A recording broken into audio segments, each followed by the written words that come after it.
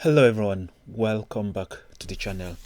If you've been thinking about studying in South Korea, I think this is the time for you to really decide and apply through the Global Korea Government Scholarship.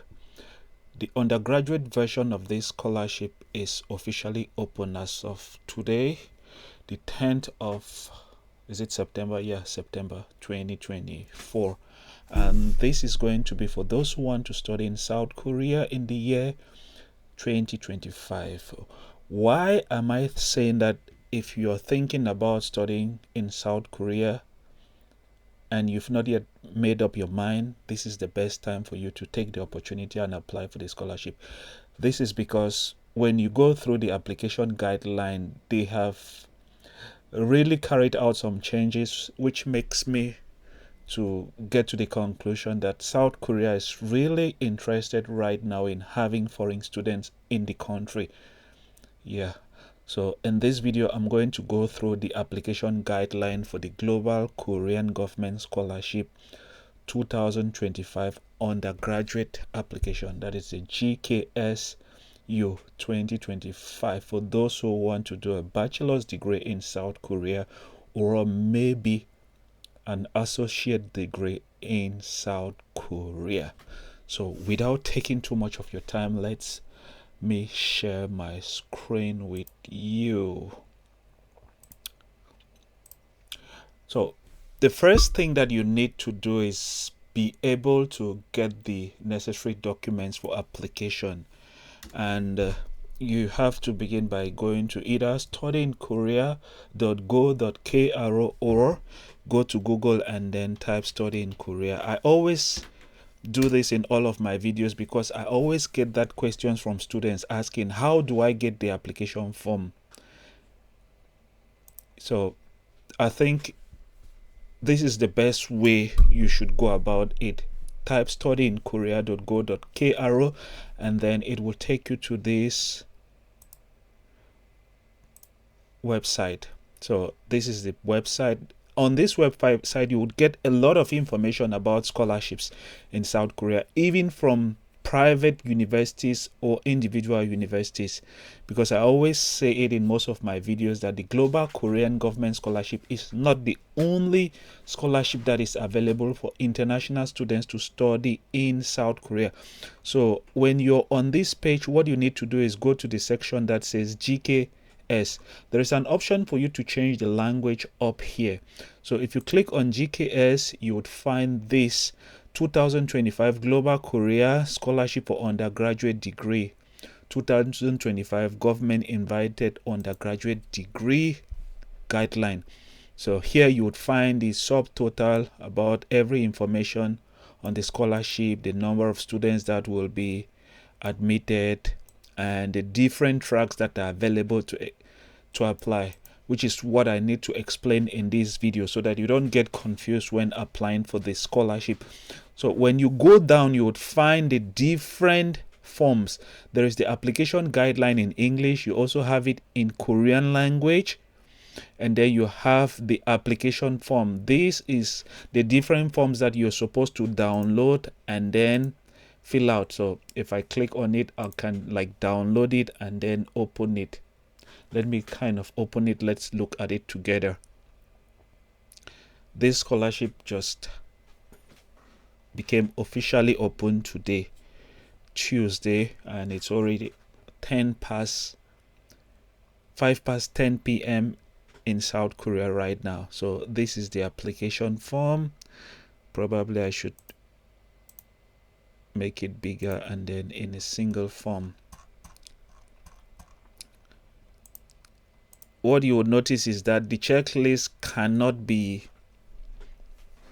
you cannot click on it and then check it. So it's okay for you to do the checklist with a pen, but it is not recommended to fill out this form with a pen.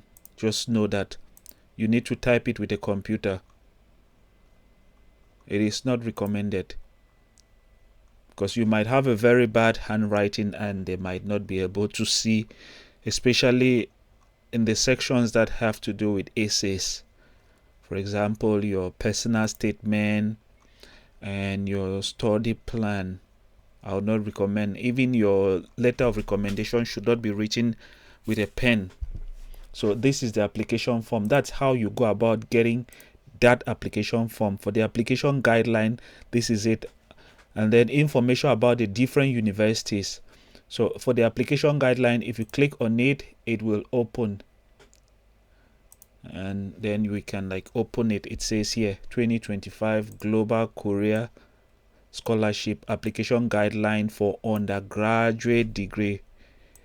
Ichon, Iship, Onyon, Jongbu, Chuchong, Wegugin, Hagbu, Jonghaksen, Mochip, Yogang. That's it. It was launched on the 9th of September. Kyoyukbu, Guklip, Gukje, Kyoyukwon. It's just information that is not very important for you. That's Korean. Some of you do not know Korean. Probably do not know Korean. Some might know, some might not be able to read. So this is the guideline. I want us to go through this guideline and look at the different changes. The first thing that I always tell students is that know the objective of every scholarship. If you know the objective of the scholarship, it will really guide you in your statement of purpose. You will be mentioning the statement of purpose in your personal statement, but without really mentioning it, because they want to know if you have a heart for service, which is why those who have done some volunteer work stand a greater chance in obtaining this scholarship, because they want to offer the scholarship to somebody who has the heart to serve. They'll pay your tuition fee, give you money to stay in Korea. They are hoping that you should be able to share back that knowledge, be it in Korea or with your community back in your home country. So as you can see here, associate degree students will have the opportunity to also do Korean language for 1 year, and their degree, depending on the university, if the associate degree is 2 years, they will do it for 2 years. If it's for 3 years, they'll do it for 3 years. And then for bachelor's degree, you do Korean language for 1 year, and then if your bachelor's degree is 4 years, you will do it for 4 years. If it's 6 years, you will do it for 6 years. That's basically what they mean there by between 4 to 6 years.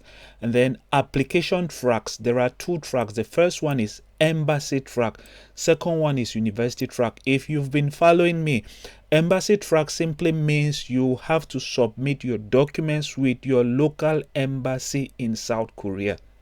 Give me a second, guys. Let me check out something here.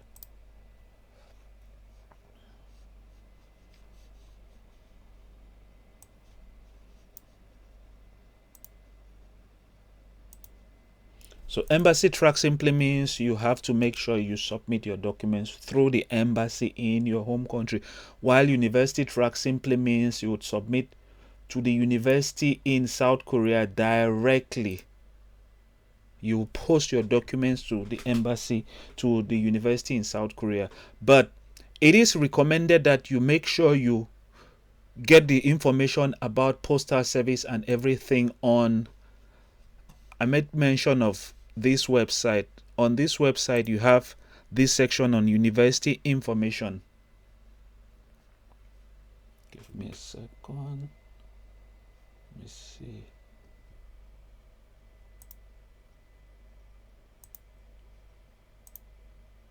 Okay.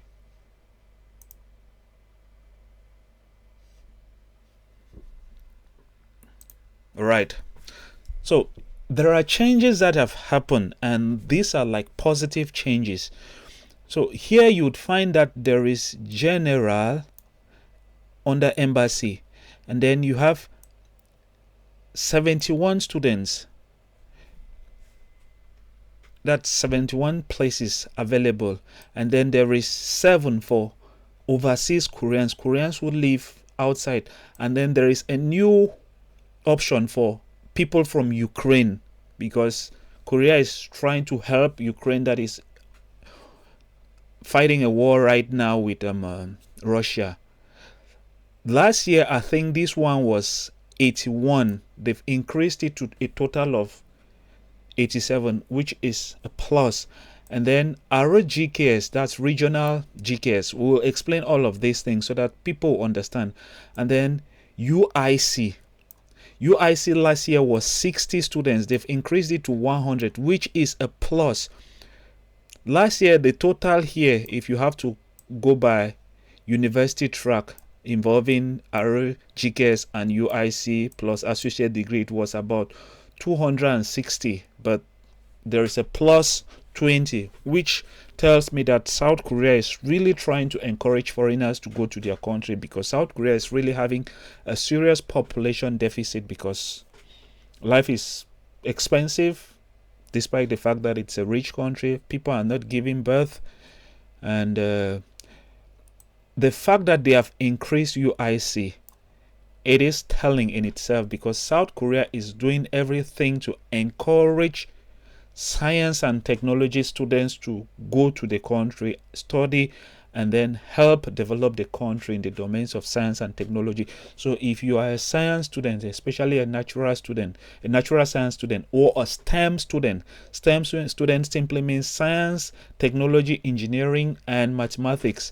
If you are in that field, you stand a greater chance in obtaining scholarships, different types of scholarships to go to South Korea. If you've been following me on this channel, you would always find that most of my scholarships always makes reference to for science students, but it does not mean that if you are maybe an arts, or maybe, how do they call that other one,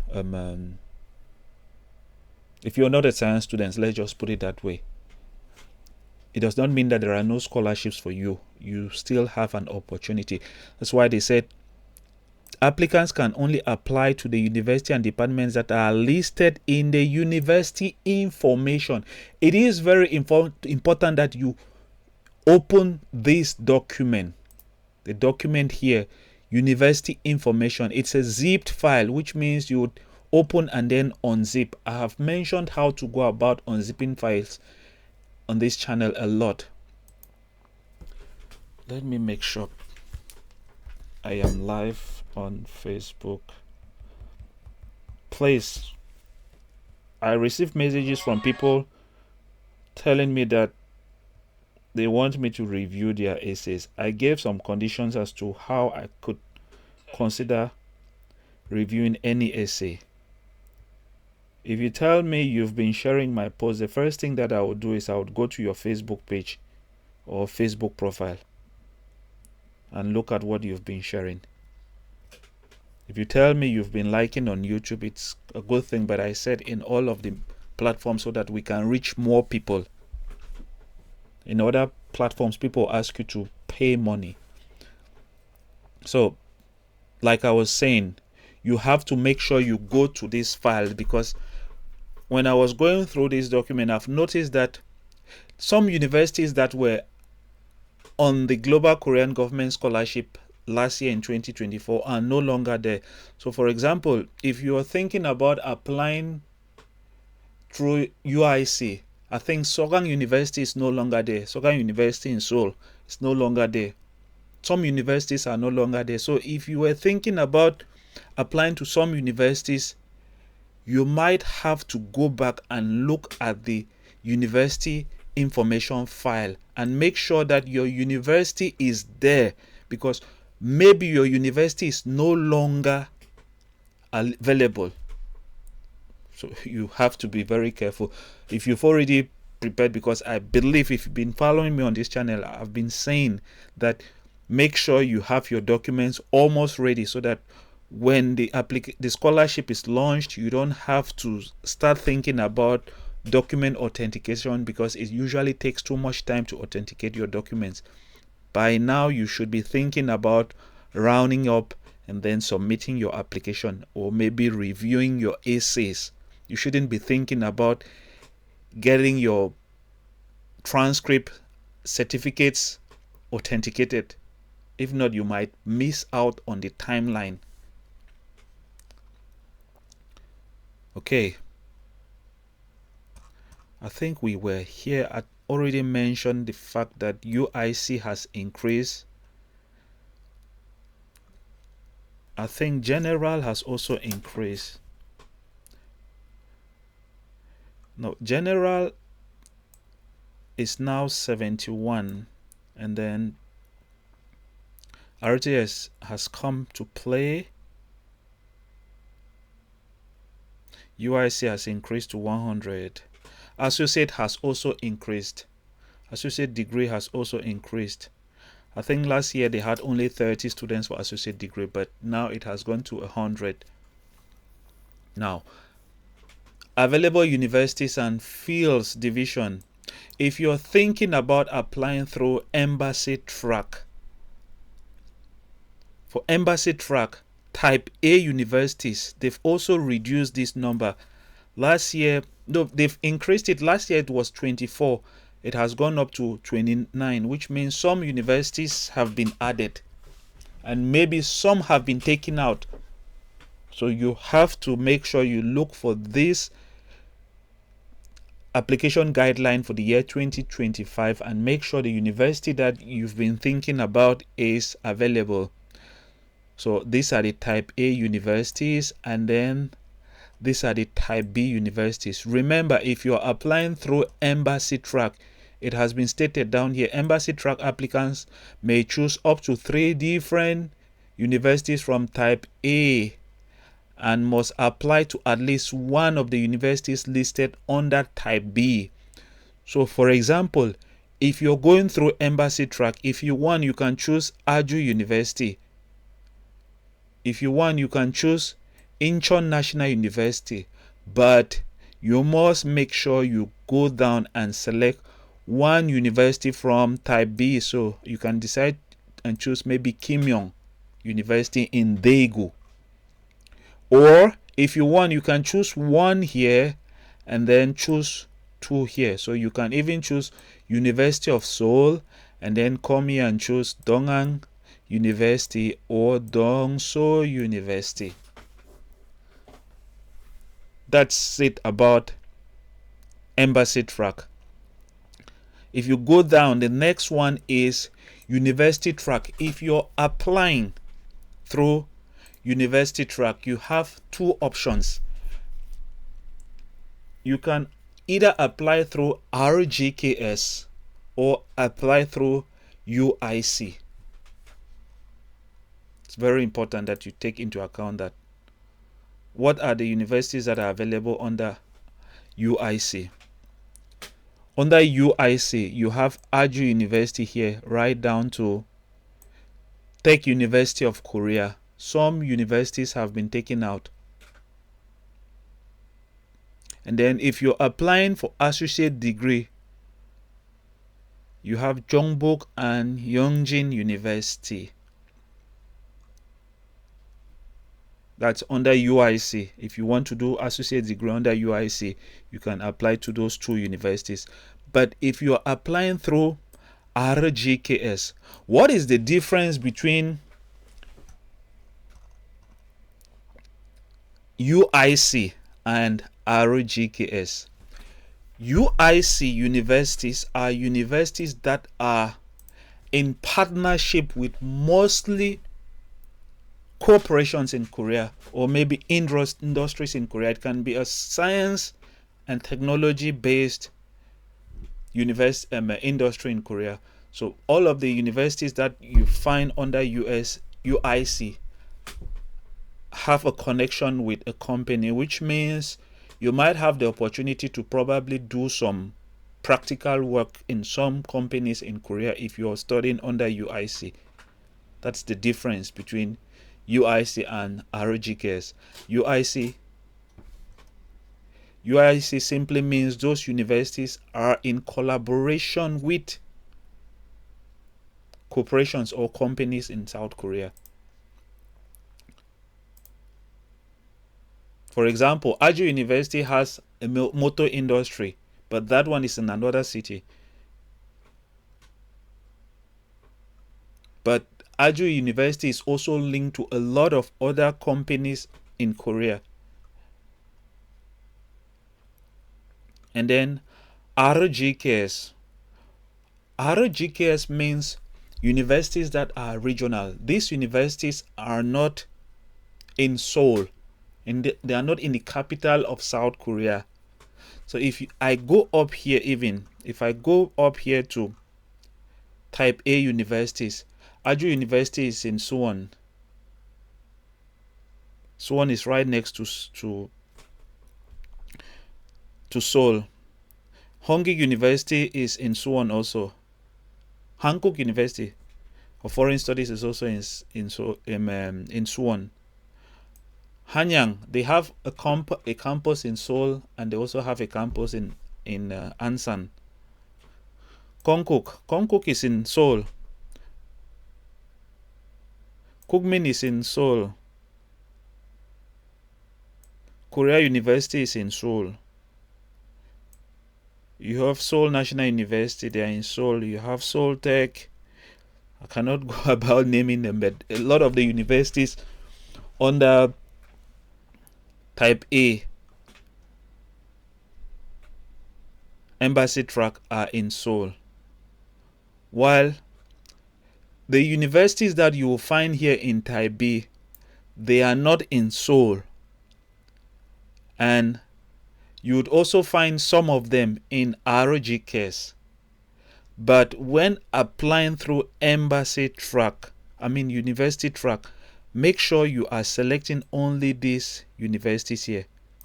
University track is either through UIC or RGKs. Again, if you're applying through UIC is also university track.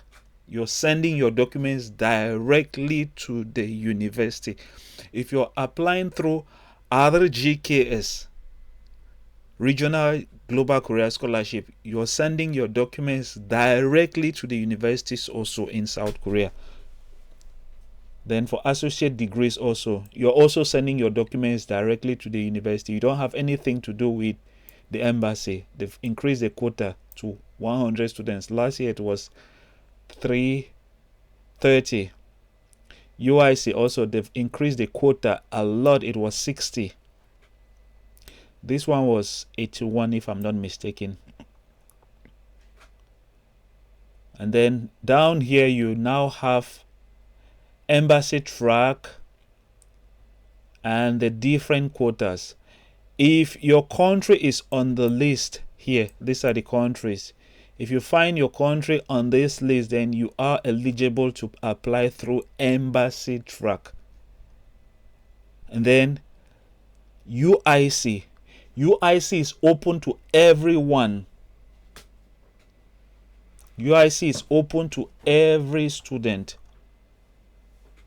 Again, UIC is open to every student. So if you're not on this embassy track, your country is not on this list of students, list of countries under embassy track, it means you can apply through UIC, University Industry Corporation. And for the universities that are under UIC, these are the universities from Aju University right down to Busan National University in Busan. If you love water, then it's a good place to go. And if you're applying through Aju University UIC, know that you can either go and study software engineering. Konyang has smart security. Kugmin has College of Computer Science, Artificial Intelligence, like sub-majors. And then Tech University of Korea has these different majors. Kyongbuk University has Big Data. Yongjin has Division of Computer Information and AI Convergence Mechanical Engineering. Now for RGKS,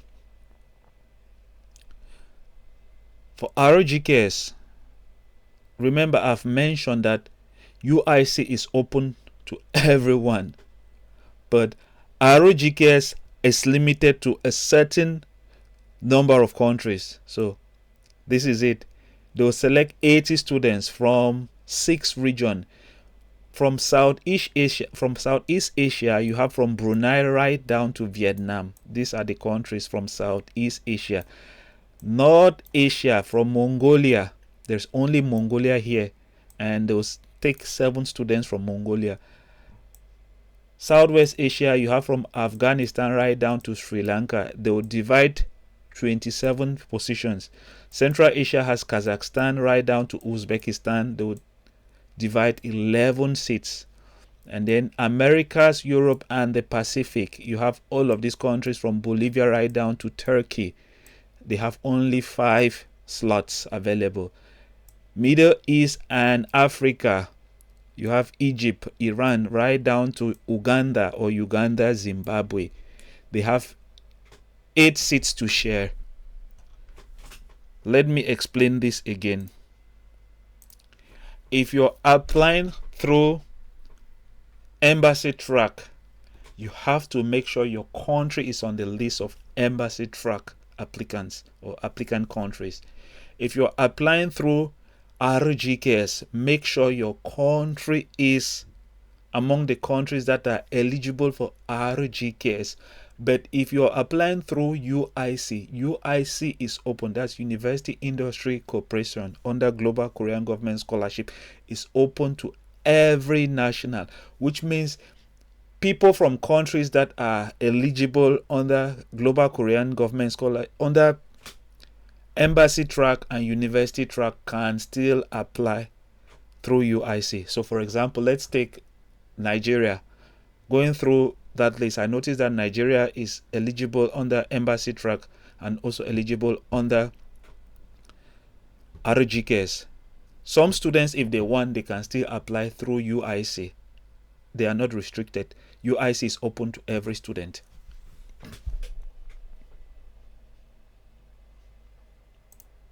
Let's continue looking at the guideline. This is going to be a long video. So for eligibility, they say all applicants must hold citizenship of NIIED designated countries. Basically, you're supposed to make sure none of your parents is Korean. You are not supposed to be holding a Korean nationality. Your father, your mother is not supposed to be holding a Korean nationality. Then that will make you eligible.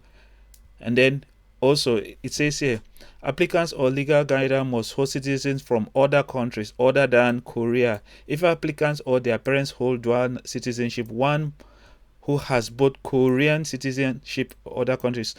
Okay, basically they are trying to say here that if one of your parents or both of your parents have dual citizenship and one of it is either Korean, though Korean does not recognize dual citizenship, but basically make sure you do not have a Korean citizenship. Your father is not supposed to have a Korean citizenship. Your mother is not supposed to have a Korean citizenship.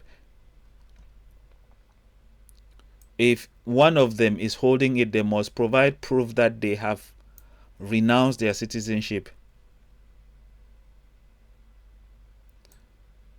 And also, if it happens that you change your citizenship during the application, then you must make sure you inform them, or else you will be excluded. But this is not applicable to UIC students.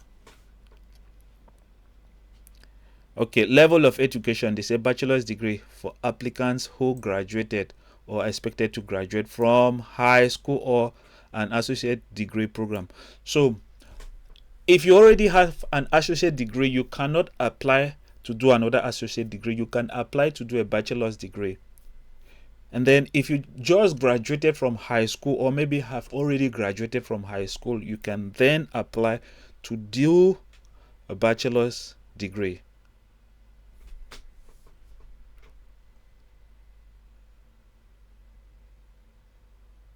So from high school, or you've earned an associate degree and you want to do a bachelor's degree. Applicants who have a bachelor's degree cannot apply. I think I've been saying this because people have been asking me, I have a bachelor's degree, I want to still apply. If you mention that you have a bachelor's degree, you will be disqualified. And if you already have an associate degree, you can apply for a bachelor's degree. And then this is important. Applicants who are expected to graduate as of December 31st, take note of this date. If you know you will graduate on the 1st of January, you're disqualified. You must make sure you graduate by the 31st of December 2024. must submit a certificate of expected graduation at the time of application. So if you are still in school but will graduate soon, make sure you're graduating by the 31st of December 2024. And in that situation, you must make sure you submit a graduation certificate. Yeah, so by then, make sure you also have your graduation certificate. You can apply with a document called Certificate of Expected Graduation or Expecting Graduation Certificate, stating that you will graduate soon. In most cases, they want to see a date that you will graduate. So, for example, the date could say you would graduate on the 1st of November or maybe on the 20th of December 2024. It should not be that you will graduate on the 1st of January 2025. Take note of that. It is said here, failure to do so will result in cancellation of your acceptance.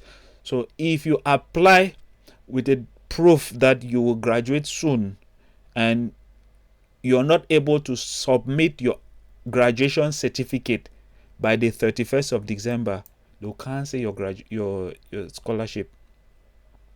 So you must submit a graduation certificate or a degree certificate. Basically, they are talking of high school graduation certificate here. It's not, don't get too confused.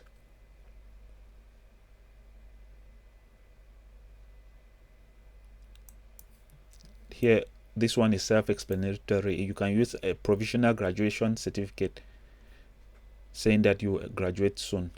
And then grades, cumulative grade point average, CGPA, of the entire curriculum for the previous degree program must meet one of the two conditions. Normally, they want you to have at least 80% or above if you're going by the percentile, that's 100-point scale. Or if you are maybe 60%, but can prove that you were among the top 20% in your class by providing a document from your school that says that, okay, your grades might be lower, but you were among the best students in your class. That's what they want to see. And take note of this also.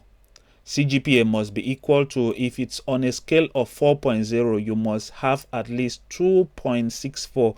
On a scale of 4.3, you must have at least 2.80. On a scale of 4.5, you must have at least 2.91. And on a scale of 5, you should have at least 3.23. It's very important.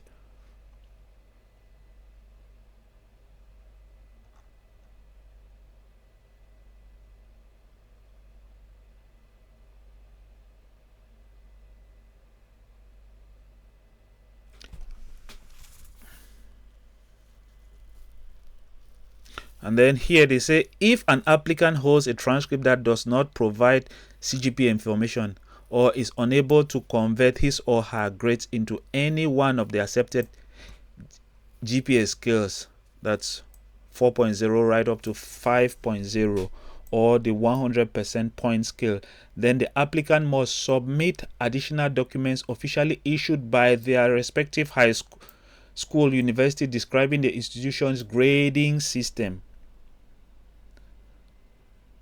Get an official document from your high school that is explaining the grading system that your school uses. And then they say applicants who are expected to graduate should calculate the most recent CGPA at the time of application. So you must be able to do a calculation, and in most cases get your school to confirm the calculation. And then this is also important, must be under 25 years of age, born on the 1st of March. If you're born on the 28th of February 2020, you're not eligible. You must be born either on the 1st of March or maybe 2nd of March going forward. I repeat, if you were born on the 28th of February in the year 2000, you are not eligible. If you were born on the 1st of March 2020 or 2nd of March, 3rd of March going forward, you are eligible for the scholarship. You must not have any crimes. That's normal. Every scholarship would say that. You must be healthy. Every scholarship will say that. Restriction: a person who has graduated or is expected to graduate from a Korean high school. So if you went to school in Korea, did your high school in Korea, or any international school in Korea, you're not eligible for this scholarship. Even if you did your associate degree in a Korean university, you're not eligible. A person who graduated from an online curriculum arranged by a Korean university, school or university cannot apply. So anything that has to do with Korea is restricted. A person who is currently in their final year at a Korean high school or Korean university cannot apply. If you had once received a scholarship, you're no longer eligible. If you had once received a bachelor's degree scholarship under Gks, you are no longer eligible. But if you want to apply for graduate, that's master of PhD, it's okay. But that one is in February, March next year. A previous scholar who had received a scholarship for a degree, you're not eligible. A previous scholar whose scholarship was cancelled after their enrollment, if you had once applied for this scholarship and then cancelled it, you're no longer eligible. A person who had previously received a scholarship for their degree program from another Korean agency other than NIEED. So if you have maybe POSCO or any other scholarship in South Korea, you're no longer eligible for GKS. You must have just one scholarship.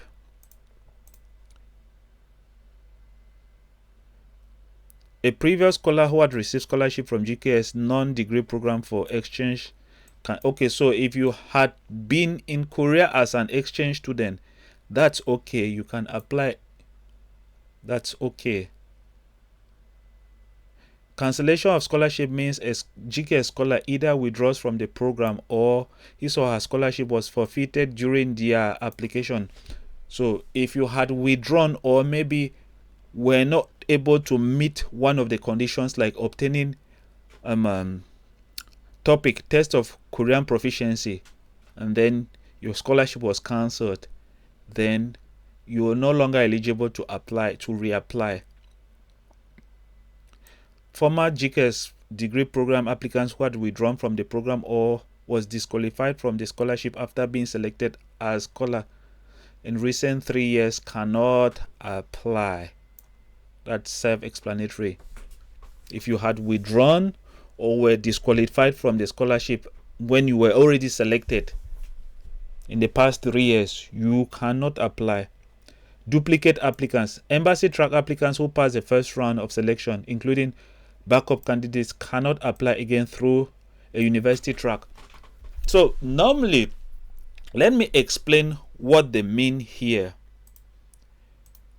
Normally, if you're going through embassy track, there are stages in the embassy track. You submit through the Korean embassy in your home country, and then they will review your application. If they think that you meet the conditions, they will organize an interview with you. If you pass the interview, they will submit your documents to NIIED in South Korea. If your documents get to NIIED in South Korea, there is no way. Okay, let me continue the story. If it happens that at the level of NIIED, you fail in the application process, in that case, it's difficult for you to go back and apply through university track. But if you submit through embassy track and then they review your application and then you fail at the level of interview at the embassy, if the university track is still open, it's okay for you to go and try university track. That is because your documents have not left the embassy to NIIED, because university track and embassy track go through NIIED. I hope this makes sense. If the embassy submits your documents to NIIED and then you fail at the level of NIIED, if you go and try to apply through university track, if this university selects your or reviews your documents, they would have to submit it to NIIED. And NIIED will then realize that you had once applied through embassy track, and that's ground for disqualification. So you must make sure that if you want to go and apply through university track after attempting embassy track, make sure that it ended at the level of the embassy in your home country or neighboring country if you don't have an embassy in your country. I hope that is understandable. Embassy track applicant must apply to only one program: general, overseas, Korean, or university track must apply to only one program among UIC. I hope this is understandable. University track applicants must apply to only one program among UIC regional. So if you decide that you want to go through university track, it's either you're using UIC, University Industry Cooperation, or you're applying through regional university track. We already looked at the different universities that are available under UIC and RGKS. Regional university is basically RGKS. And also, either you're selecting associate degree program. So if you're applying through a university track, you have either the UIC, RGKS, or regional university, or associate degree. Applicants must apply to one university and single department. Okay, let me explain this one. Embassy track applicant must apply to only one program. If you're applying through embassy track, normally you're supposed to select 3 universities.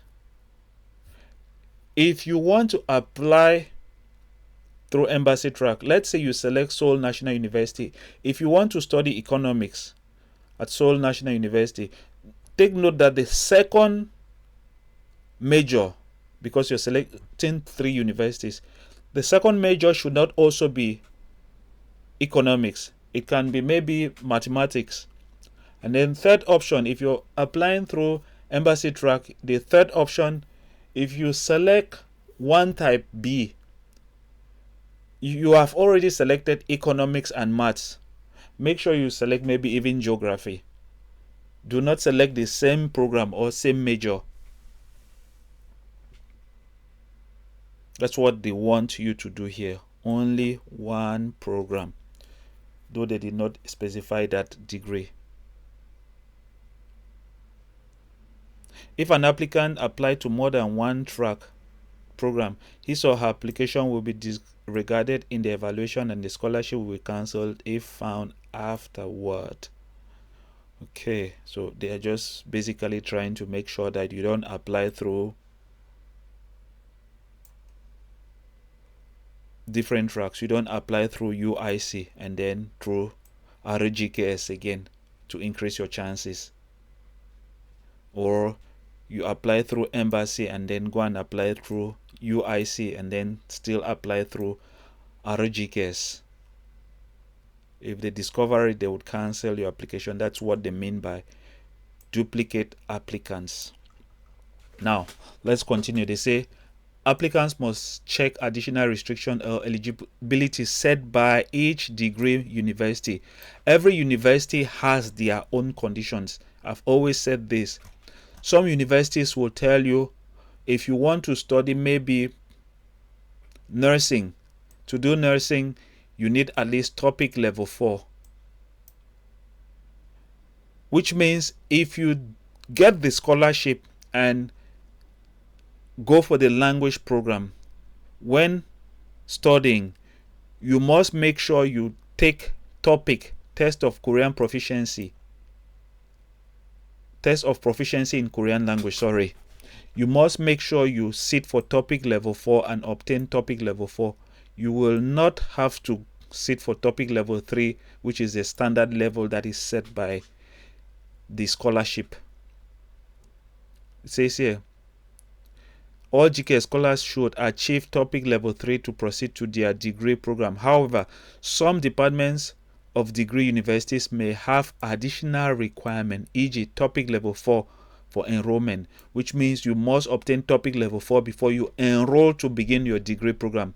Please be mindful about these requirements set by each university department. If you do not meet this requirement and fail to enroll in the university, your scholarship will be cancelled. Please check for any specific enrollment period set by each department. It is important to note that every university will have their own deadline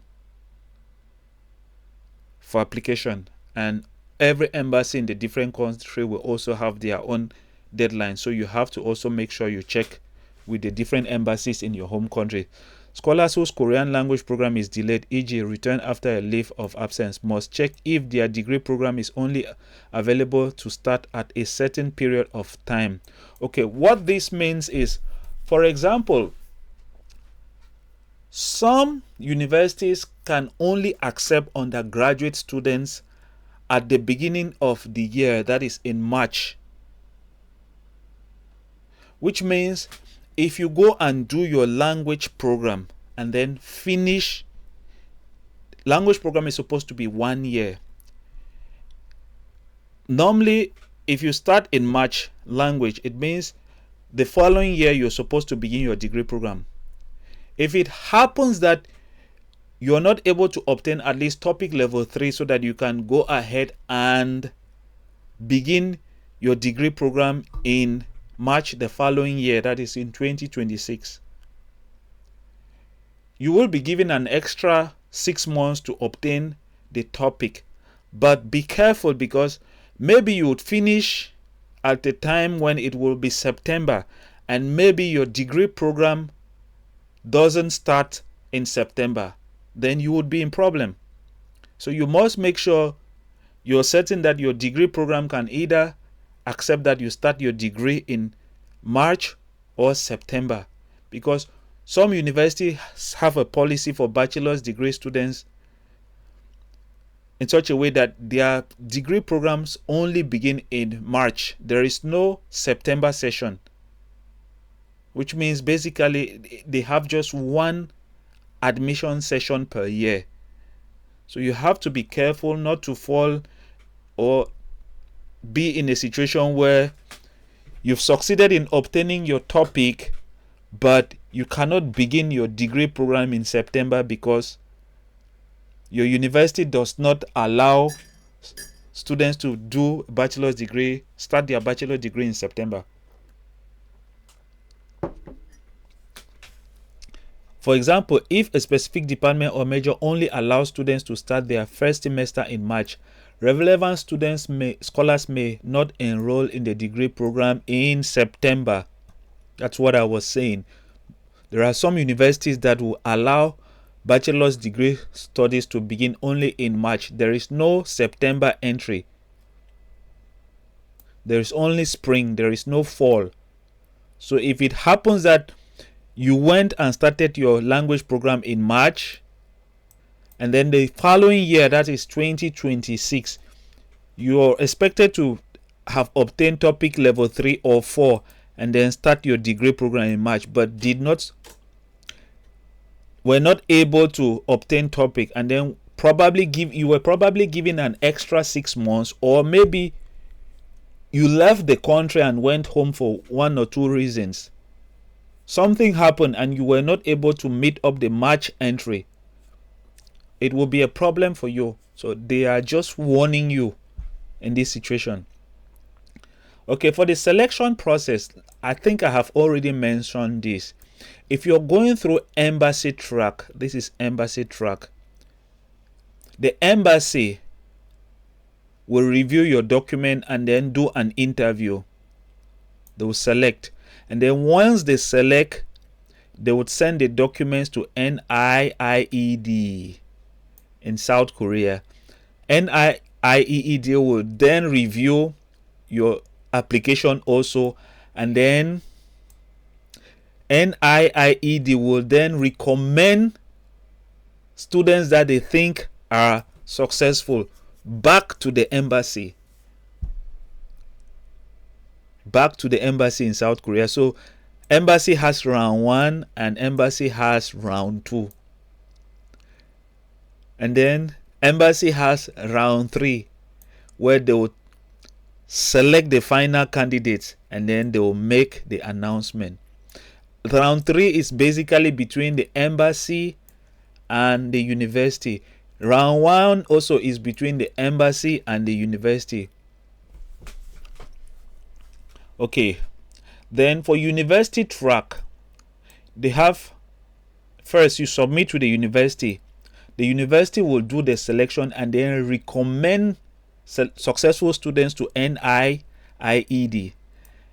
NIIED will then review the selected students, and then they would also select some few students.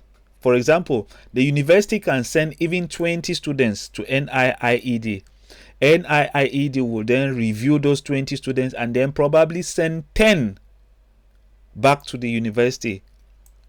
They send 10 back to the university and reject 10. And then the university will then have to review those 10 again, because maybe they can only accept 5. They will drop 5 more and then announce 5 as successful candidates.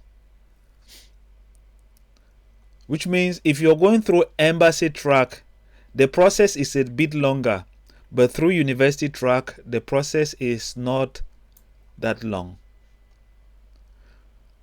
And then schedule. Tracks, there's embassy and then there's university. What is the deadline? Application deadline is set by each embassy. They would announce results by October 11. Interview. That's for this one is examination of documents. Interview will be on October 18, and then applications will arrive NIIED by November 1st, and then late November results will be announced. And then this is first round, and then this is second round. First round, this is it here, sorry. And then this is second round, NIIED. And then third round. And then final students. So the process is a bit long if you're going through embassy track, but you have the advantage of selecting at least 3 universities. And then the next one is university track. They say close after October 25th. But be careful. Every university has their own deadline, but it cannot go above 25th of October. Take note of that. Some universities might tell you maybe even September 30th, or maybe October 5th or October 10th. You must go to the university website and check their GKS application deadline. So if you're applying through university track, make sure you check the university's application deadline.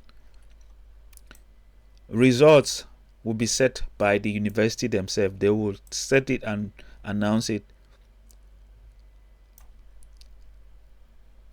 November 15th, the university will announce interview. That's for the first round. And then second round, NIIED will announce before final selections will come out in January. You get your documents to go get your visa.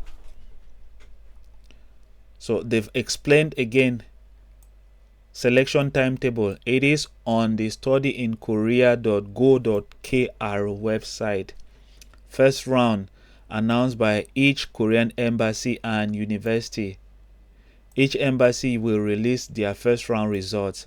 schedule and application details on their website by mid-September. So you must make sure for the first round you check with your different embassies in your respective countries. Deadline will be set by each Korean embassy and university. University deadline, it has been stated, we already talked about it, 25th of October. First round selection, document examination. Results announcement of document examination, October 11. Basically, they are just repeating the same things that we've already went through. There's also embassy interview and university interview. The deadlines have been announced here in detail. I'm not going to go through this again. I think I'll just skip because we've already mentioned this one. January.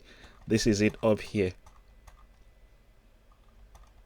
This is it up here. All of that information that we've talked about it, they've just broken it down into different steps again down here for easy comprehension.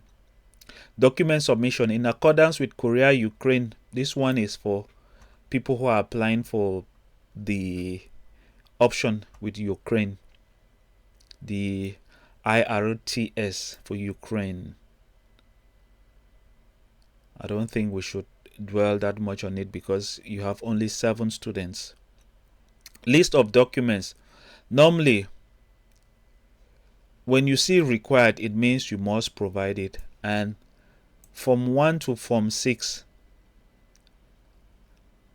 are the documents that we talked about here. The documents that I did mention. Let me get that application file documents again. So Form 1 is application form. We already talked about this form. Form 1 to Form 6. So basically, from Form 1 to Form 6, it's the application file documents.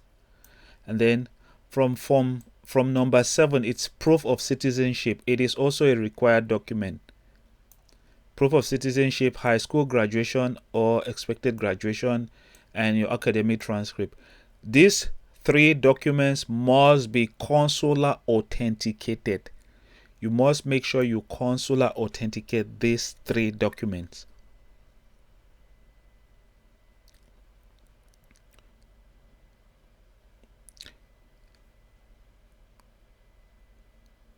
Now, this one from number 10 and 11.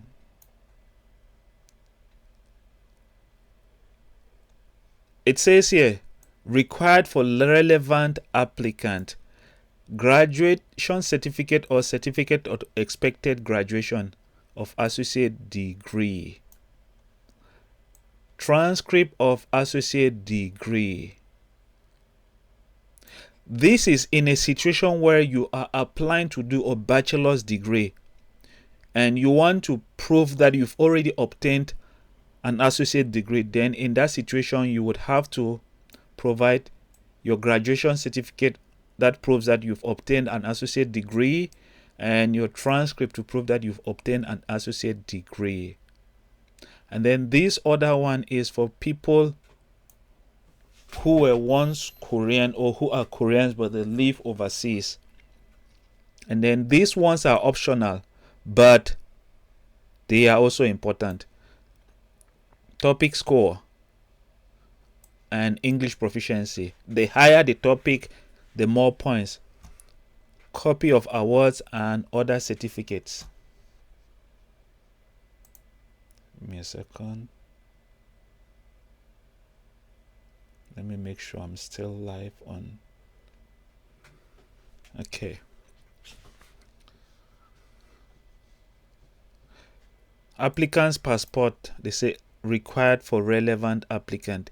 If you do not yet have a passport, it's not an issue. You can still apply, but if it happens that you get the scholarship, you would need the passport. So why don't you just get a passport now? Because maybe you might get the scholarship and then probably might not have enough time to obtain a passport. Application document for first round of embassy, university. Now, documents to complete and require certificate submission requirements set by each embassy, university, whether they accept photocopy, electronic files, documents without certified translation. Okay. It is important for you to note that some universities might allow you to apply without authenticating your documents, but you might find maybe just one or two, and the only way you can know is for you to go to the university website. I cannot go through all of those university websites to verify which university will allow you to apply with an authenticated document or not. So you have to make sure you check the submission method in the different universities. Number of documents to submit, it will be set by the different universities. Documents to complete: application, personal statement, study plan, recommendation letter, application agreement, personal medical assessment. That's from 1 to 6. You must submit those documents. Require certificate. Basically, they are still going through this application checklist. They're still going through those documents here. All applicants documents sent to NIAD for the second round of selection must meet the submission requirement for the second round of selection. Second round of selection simply means you make sure you submit all the documents that are required up here. All right. Application document for second round of submission. All forms must be filled in English or Korean with applicant's original handwriting signature. No need to apostille or consular confirm. So it might happen that the university might, or NIIED might ask for other external documents. For example, if you apply with a certificate of expected graduation, or a transcript of expected, like it's not the original, the final transcript. If you get selected, they would want you to submit your final copy of your graduation certificate. So this one will mostly concern those who would apply with a provisional graduation certificate. In the second round, they would ask you to provide those documents. So you have to take into account that fact. Embassy track: 1 original plus 3 additional photocopies. We're talking about number of documents to submit. If you're applying through embassy track, you must provide 1 original. Why are they requesting that you provide 1 original? 1 original simply means the authenticated document. You make one set of authenticated document, that's your transcript, graduation certificate, and your certificate of nationality, and then you fill out all the from 1 to 6. You would have to photocopy the authenticated document and then print out from 1 to 6 3 more times. One set of file will contain the original, and then you would have 3 sets of photocopies of the same original document. This is because the original will stay with the embassy, and then the other 3 will now go to the 3 universities that you will select through embassy track. The universities will be provided with the photocopies of your original documents, while the embassy will keep the original documents during the selection process. While if you are applying through university track, you can provide just 1 set of original. So what are the originals? The original will be an application form, personal statement, study plan, letter of recommendation, applicant's agreement, medical assessment, 1 authenticated copy of your proof of citizenship, 1 authenticated copy of your graduation certificate, and 1 authenticated copy of your transcript. And then if you have maybe a valid topic score, you provide 1. If you have awards, provide the awards, and then a copy of your passport. Those are the documents that you will send to the university in Korea. Okay. Submission requirement. Documents written in English or Korean must be apostilled or consular confirmed. Please give me a second.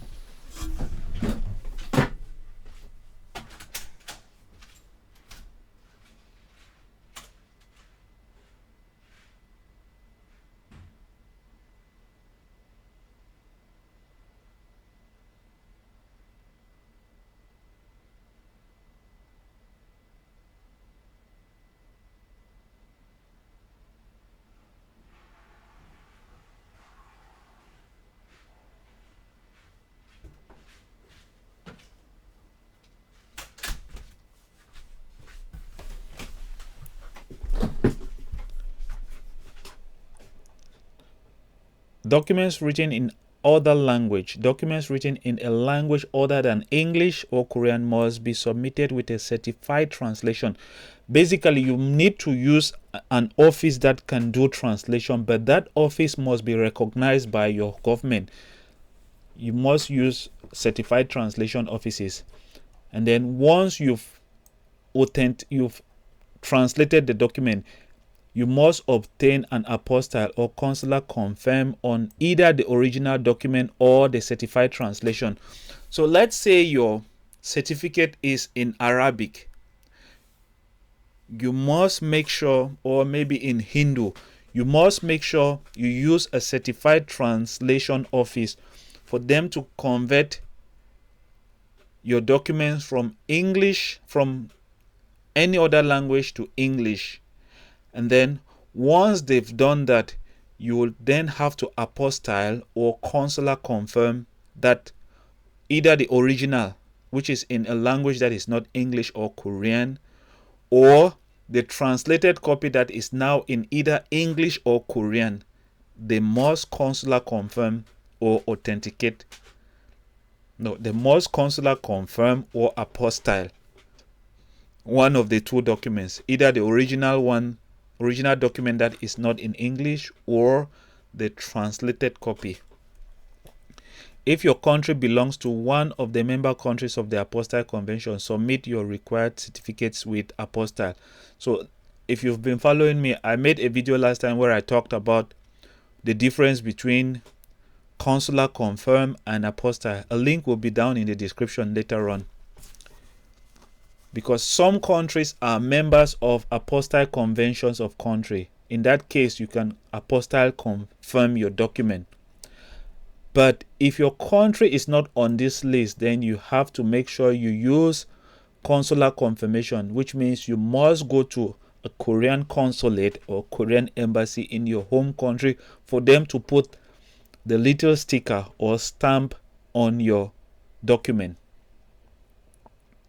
Number of documents to submit. They are repeating. Embassy track 1, apostille consular confirmed document, plus 3 additional simple photocopies.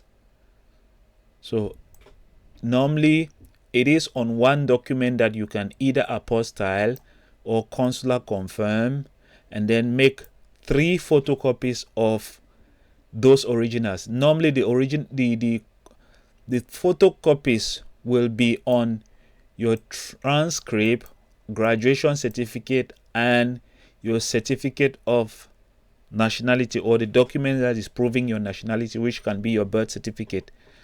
And then for university track, it can be either one apostille confirm or consular confirm, and it is still the same: one graduation certificate, one transcript, one certificate or birth certificate to prove your nationality.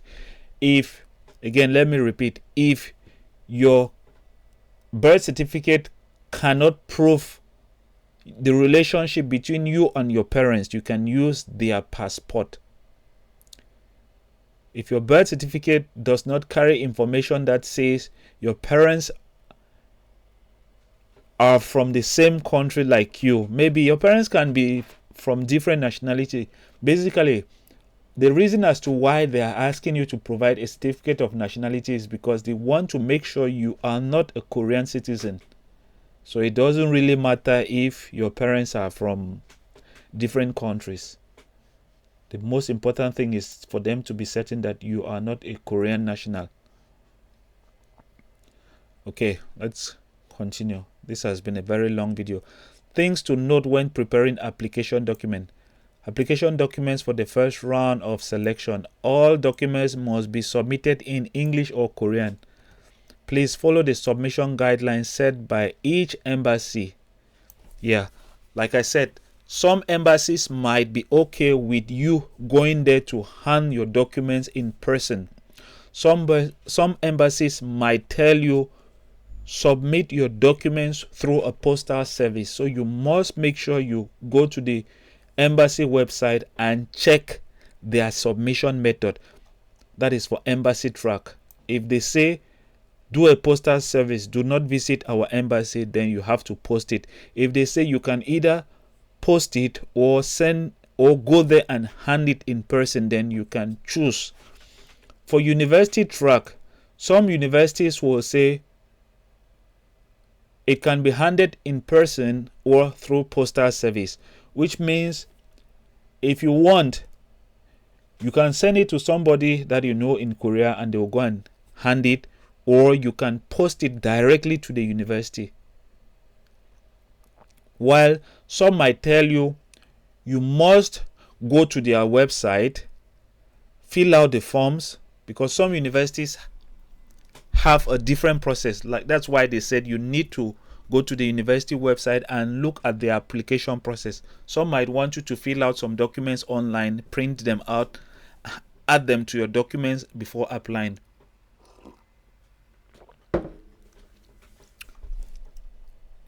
This one says each embassy university may simplify the submission of documents based on their selection procedure, which is what I was saying, that you need to go to the university website and look at their submission process.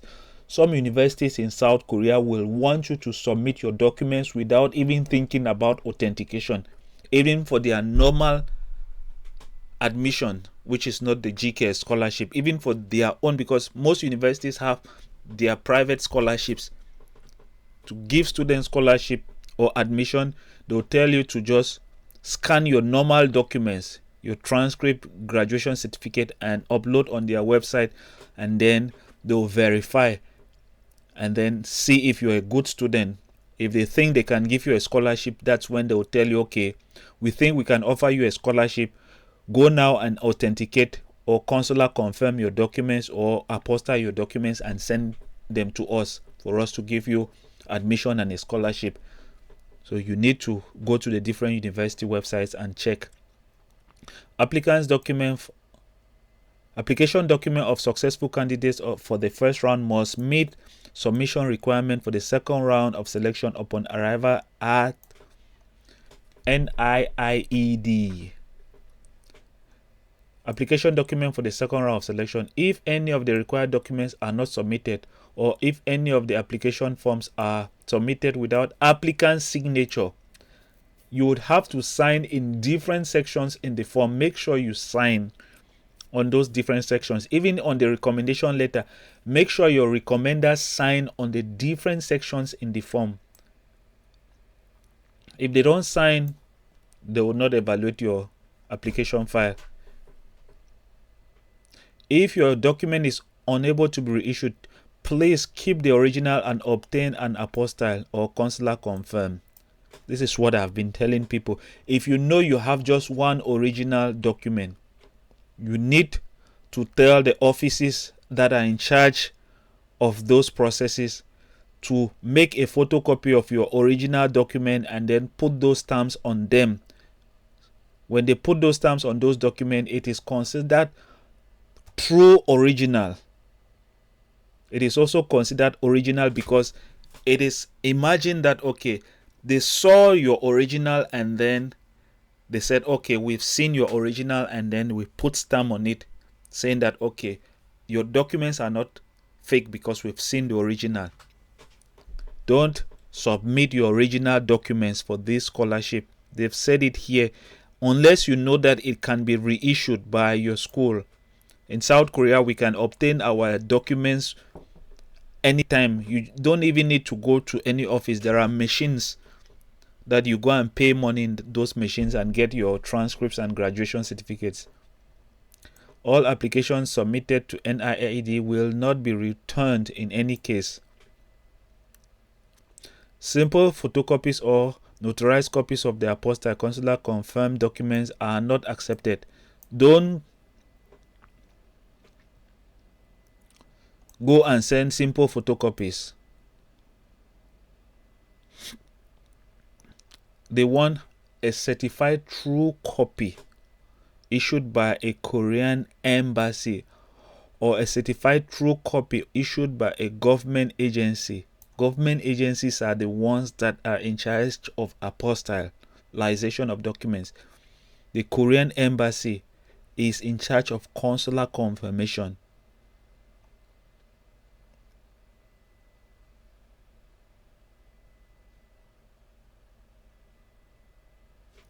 If an applicant graduated from a third country, he or she can submit graduation certificate and academic transcript with consular confirmation issued by an embassy of the relevant country. So let's say you're from maybe India and then you studied in Pakistan. It's okay for you to get your documents consular confirmed in Pakistan where you studied. Or maybe let's say you are from Nigeria and then you studied in Ghana. It's okay for you to get your documents consular confirmed in Ghana, the country where you studied. For us in South Korea, when we want to use our documents to do anything, if it needs consular confirmation, we go to the Ministry of Foreign Affairs in Korea, MOFA, and they do the consular confirmation there, despite the fact that we are not Koreans. So it's basically the same thing. If you studied in another country, they should be able to confirm that, okay, this document was issued by a university in our country. They say required certificates that are issued online must be apostille or consular confirmed. Yeah. If there is an expiration date on an apostille or consular confirmed, the validity of the document will be judged based on the date indicated on the authentication. If there is no specific date indicated, the document will be accepted if it was submitted within 2 years from the date of authentication. So let's say you applied last year and you still have copies of your documents that you had authenticated. You can still use those documents to apply. You don't need to go and do new consular authentication, especially if there is no expiration date on your document. But if there is an expiration date, they will look at that expiration date and tell you to go and get new documents. If a university requires additional documents, e.g. portfolio, applicants must submit these materials directly to the university. Yeah, for example, some students who are into arts, music, and some of those things, they will ask for a portfolio. So be ready to provide those things. Which is why Gks is simply telling you that make sure you respect their requirements, but know that every university also has their own requirement. Document submission requirement for the second round of selection. Official certificates such as birth certificate or family register issued by a government that proves family relationship between an applicant and his or her parents. But this one is basically for you to prove your citizenship. If an applicant or their parents' citizenship information is not indicated in the above document, then submit a valid passport copy as supplementary. Ethnic group, birthplace, or current residency in the submitted document will not be accepted as citizenship information. Please submit valid passport. So here they don't want a situation where your birth certificate is saying that you were born in a village, or your birth certificate is saying that your father is from this village. They want your birth certificate to say that, okay, you are maybe from India, your parents are also Indian, or maybe you are from Nigeria, you're not from maybe Edo.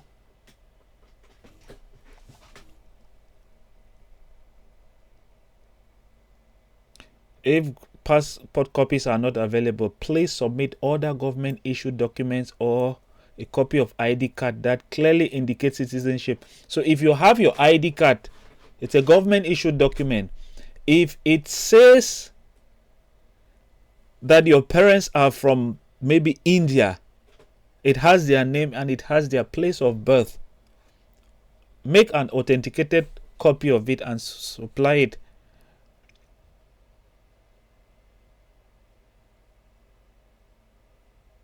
It says here, if supplementary documents submitted in addition to a birth certificate or a family register do not provide the required information, your application may be put in a disadvantage. They want a document that is going to tell them your parents' nationality, which is why they are insisting on it. Graduation certificate.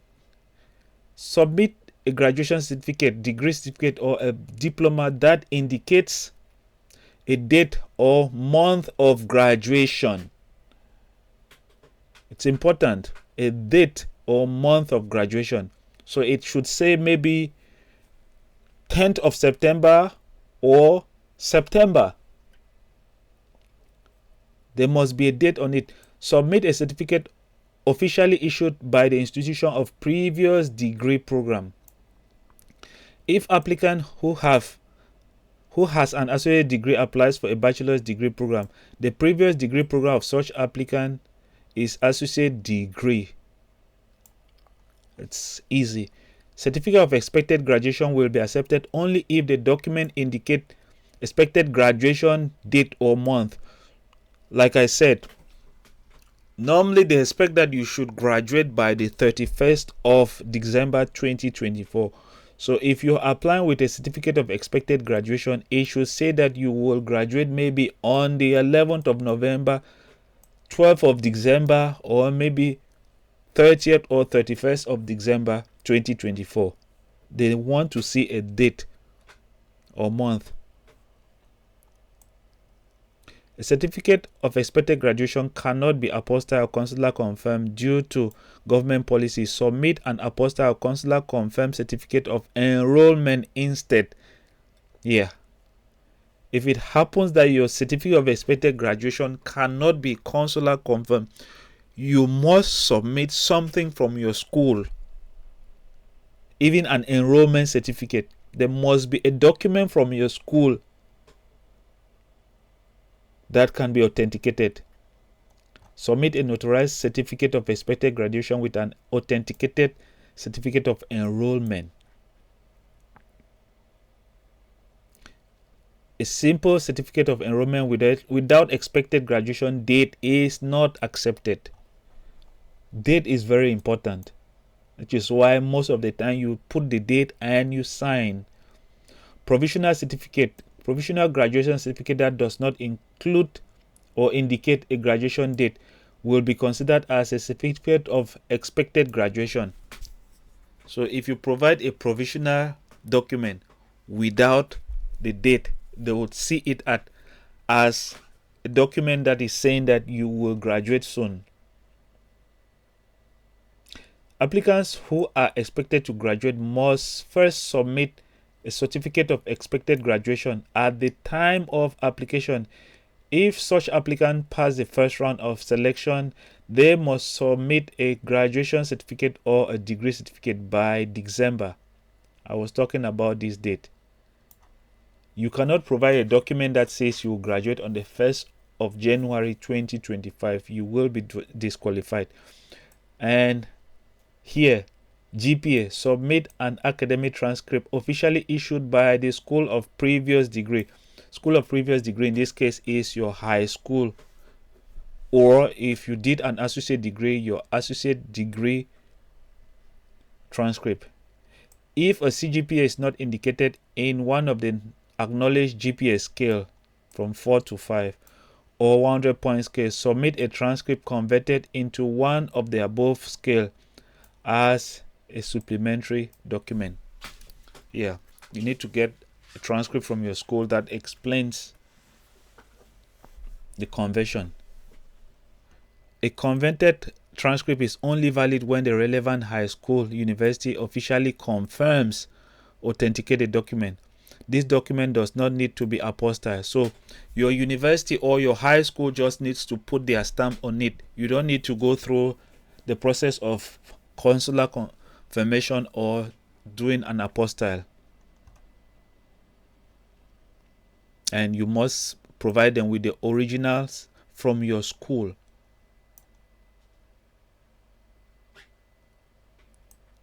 A converted transcript printed out from a website such as Scholaria or wes.org is only valid when the relevant high school officially confirms authenticated document. This does not need to be apostille or consular confirmed, but should be submitted in an original document with school authentication. Your school just needs to make sure they put their stamps on it. So, without converted transcript, applicants' eligibility and academic ability cannot be evaluated, of course, because your grades are what they need to use to put you into competition with other students to know who is the better student.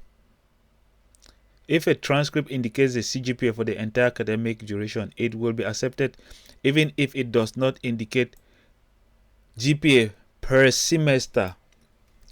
So don't worry if your GPA is not per semester, but there is like the overall GPA.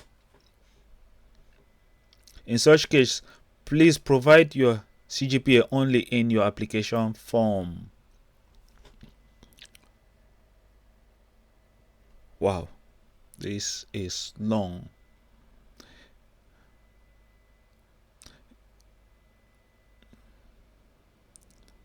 This is for transferred students. I don't think we should waste time on this. This is for overseas students. Topic. Submit if necessary. So if you have topic or IELTS, submit. Topics, these are the topics that will be accepted because topic does expires. Normally this is where you can get your topic score.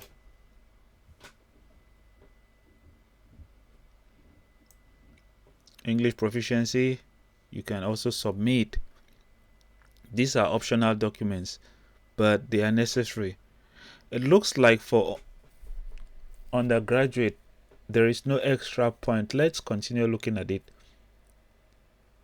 Awards. If you have awards, provide them. It's a good thing.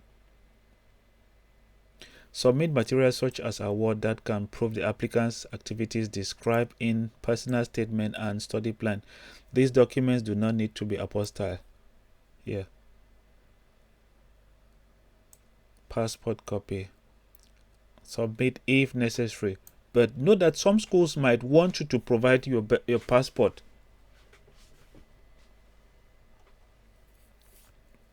Things to check when submitting application document. Both embassy and university track. Applicants must put the official name of the university department they are applying to. Applicant can only apply among the universities and departments listed in the university information file. If an incorrect department is written on an application, such application may be disqualified in the evaluation. I've already showed you how to go and get information from the university information file. Your name must match what is on your passport. It's very important. Make sure you've completed every section in the application file. Make sure you follow the checklist. The checklist has been numbered. Make sure you follow it. Please number and label each document on the top right hand corner. So this is very important. Basically, just consider that this is an A4 paper. You can number the documents from 1 to whatever number the documents are, and then write the name of the document here. And then once you're done, you can cut it into this size and then put it in front of your A4, the bigger paper, as a label. All documents should be submitted as an A4.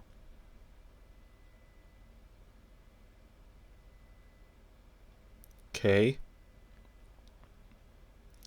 Embassy track must check the requirement when filling in desired university. You can choose up to 3. You cannot choose 3 different departments from a single university. You must choose from different universities. One university must be at least from type B.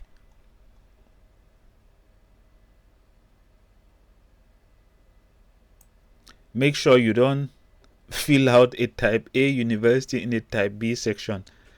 They will exclude your application. They will not look at your application.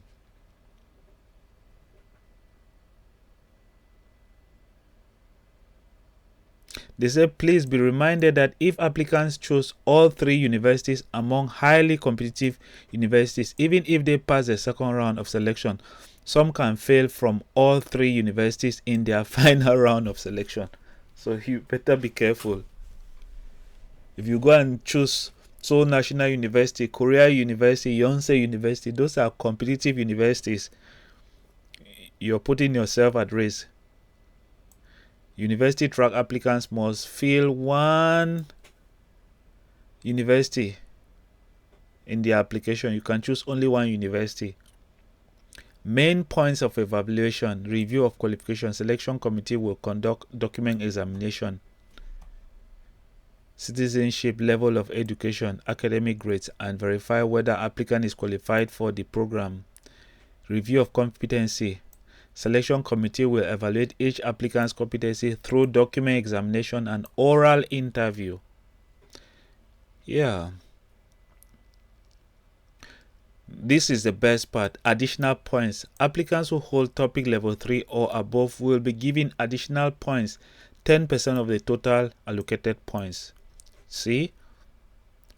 This is for descendants of Korean War. Applicants for science and engineering department will be given additional points of the total allocated. South Korea, they're doing everything to get all the STEM students. Okay. Applicants will receive additional points based on language proficiency in Korean and English. Points will be given to applicants with valid topic certificate based on their topic level. So if the higher your topic level, the more points you get. Points will be given to applicants with valid English proficiency based on their test score. Okay, so this is it. Those are the scores. Okay, so you know, if you have topic level 5, 6, you have 100% point. And then this is for IELTS. 8.0, you have 90%. So if there is no submission of language proficiency test, personal statement and study plans will be the main points of evaluation. So if you have this one, the language test, you have an advantage, and then they would also look at your study plan. See?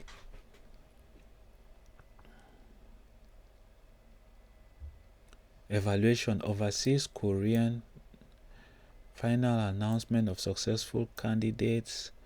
These ones are just dates.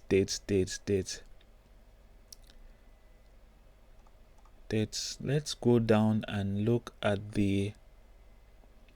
Alright, this is the scholarship information. Bachelor's degree, 5 to 7 years. There is 1 year Korean language, 1 year of Korean language, and then plus 4 to 6 years of degree program. Associate degree, 3 to 4 years. There is 1 year of Korean language and 2 to 3 years of associate degree. Important note regarding scholarship: applicants who submit topic level 5 or 6 will be exempted from Korean language. So if you have topic level 5 or 6, you'd go and do your degree programs directly. Those who receive topic level 5 or 6 within the first 6 months of Korean language will be exempted from the remaining 6 months. So if you know you're already good at Korean language, you can go to Korea, and then within the first 6 months you write topic. If you can obtain level 5 or 6, you would begin your degree program immediately. Scholarship benefits: tuition fee, Gks scholars in degree program, Gks scholars in language, and then all Gks scholars will receive an airfare. Study incentive: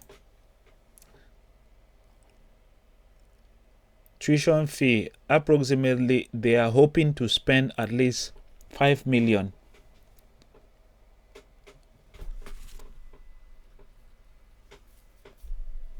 And then for language also, 4 quarters. Normally language in Korea is every 6 months you have two sessions. So basically there are 4 sessions in 1 year.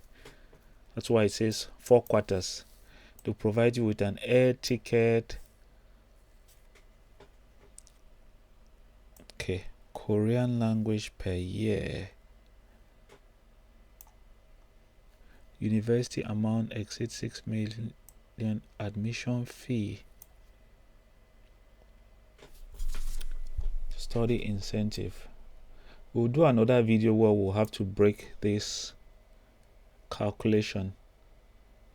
But normally you will receive study incentive, settlement allowance, monthly allowance, research allowance, Korean proficiency, topic application, degree completion grants, medical insurance, and publication printing. That's for those who would be writing thesis. They're still repeating the same thing. Students who have level 5 or 6 will be exempted from topic.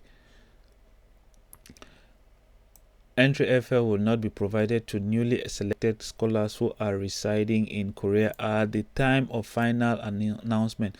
So if you're already in Korea, they will not buy you another plane ticket.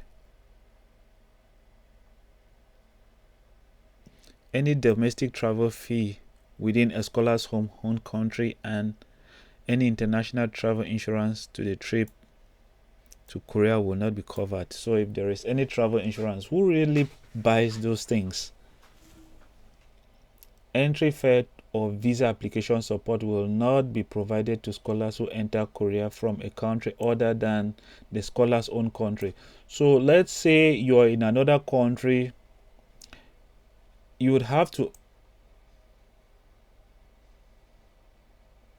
get your visa. You pay for your visa application, and they will not buy your flight if you are in another country, which means you can only fly from your home country. If you want to exempt yourself from visa application, you can only apply for free without paying visa fee if you are in your country. They say if a scholar withdraws from the scholarship within the first 3 months after the enrollment to their university, one must return the full scholarship amount that he or she has received after being selected. Wow. That's wow. Okay.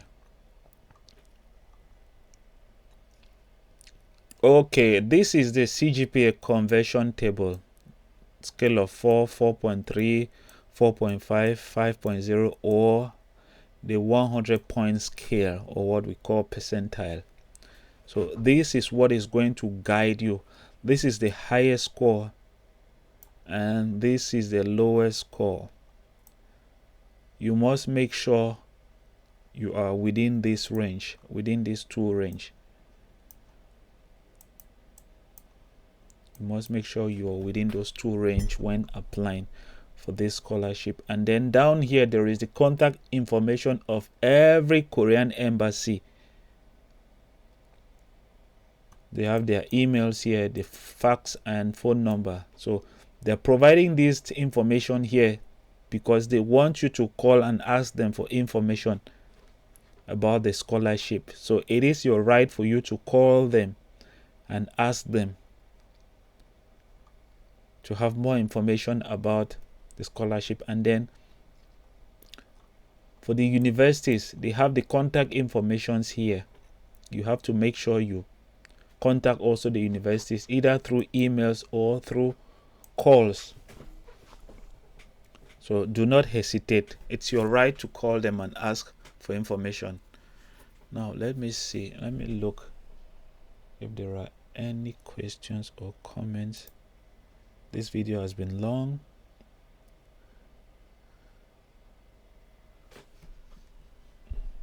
Let's see.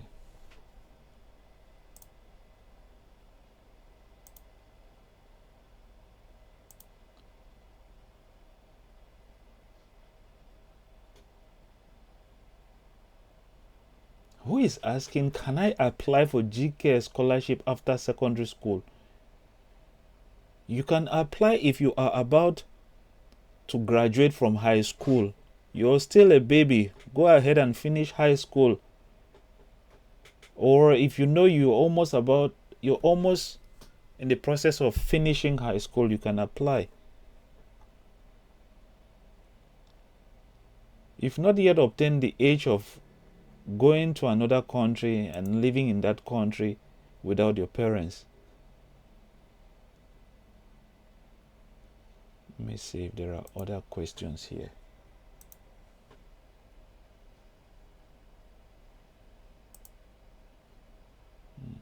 Questions would have to do another live sessions where we will break this application guidelines into other short videos. So if you have your questions, you can go ahead and leave them in the comment sections of the videos. Let me see. I have two screens, so you would see my head going from left to right. Don't be surprised.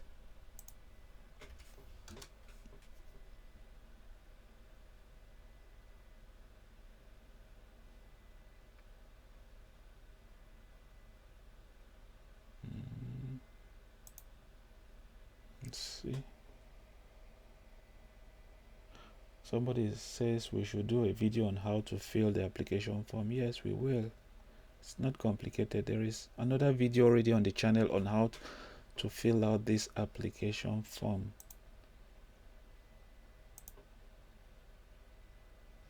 We'll probably do a video tomorrow. If I come back from work and I'm not tired, maybe I'll think about it. Hello, I graduated with a bachelor's degree from the Faculty of Pharmacy and I want to apply for GKS graduate program to pursue a master's. How can I find university that offer a master in pharmacy? This is for graduate application. Graduate application will be open in February. I have a video on the channel on how to go about looking for your majors. When you go on the Facebook page, try to educate yourself by going through the different videos that are already on the page, because sometimes you guys ask questions that have already been answered and it makes it to be very unfunny. Imagine me having to answer questions that are already responded to in other videos. Alright guys, I'll end the video here. I see 12 people are available on YouTube. If you have your question on YouTube, ask, because I'm almost at the verge of ending this live. If not, then I'll see you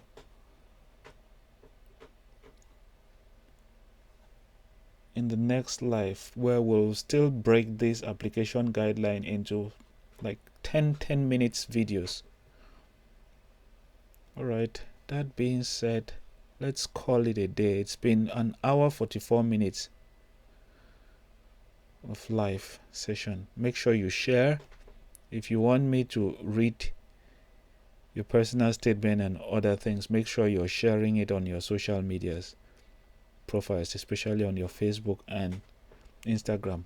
If you tell me you've been following me on Facebook, you've been sharing, doing things, the first thing that I will do is I will go to your Facebook page and check.